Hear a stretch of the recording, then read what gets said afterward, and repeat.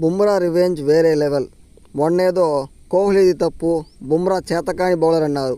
సాధారణంగా బుమ్రా ఎవరిని రెచ్చగొట్టాలని చూడడు. వాళ్ళు ఏదైనా రెచ్చగొట్టినా బౌలింగ్తోనే మాట్లాడతాడు. నేను దాదాపుగా ప్రతి టెస్ట్ చూస్తా. ఇలాంటి అతిగాళ్ళు మీడియా ఫోకస్ కోసం హడావిడి చేస్తారు. ఇతని బాడీ లాంగ్వేజ్ గమనిస్తే ఏదో తెలియని బలుపు చూపించాడు.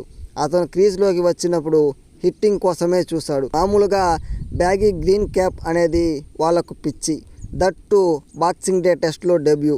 పాపులర్ అవ్వాలనుకున్నాడు, హడావిడి చేశాడు, అన్నీ గుడ్డిగా ఊపాడు. చాలా ఓవర్ యాక్షన్ అనిపించింది. కోహ్లీ కాదు, ఎవరున్నా ఇరిటేట్ అవుతాడు అక్కడ. డిఫెన్స్ టెక్నిక్ లేదు. యార్కర్ను స్టంప్స్ వదిలి ఆడాడు. టీ20 క్రికెట్లో షార్ట్ పిచ్ బాల్ కూడా అంతే. క్రీజ్ వదిలి షాట్స్ ఆడాడు.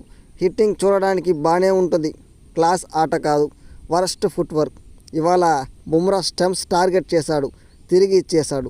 సరిగ్గా బుమ్రా ఫోకస్ చేస్తే ఇండియాతో ఆడాలంటేనే వణుకుతాడు. ఆడాలనే తపన ఉంది, కానీ క్రమశిక్షణ ముఖ్యం టెస్ట్ క్రికెట్లో.